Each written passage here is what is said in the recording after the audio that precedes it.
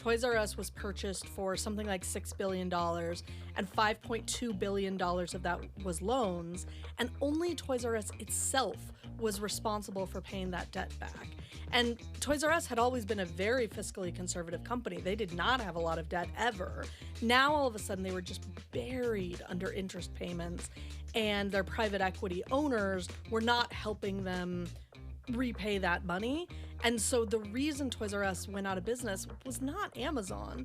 It was the fact that they didn't have any money to compete with Amazon or anybody else because they were so buried under interest payments. Interest payments from a loan that the private equity firm took out to buy them? Correct. Okay.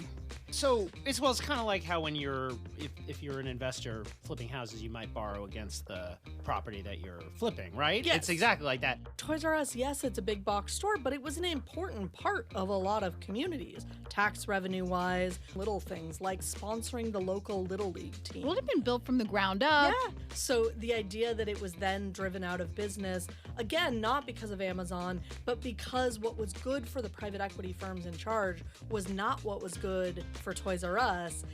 When you end up, I think, with that split in incentives, I'm not making like an anti-capitalist argument here. I actually think it's a violation of free market capitalism to end up with this situation where a parent firm can make all of this money by driving the company it owns into the ground.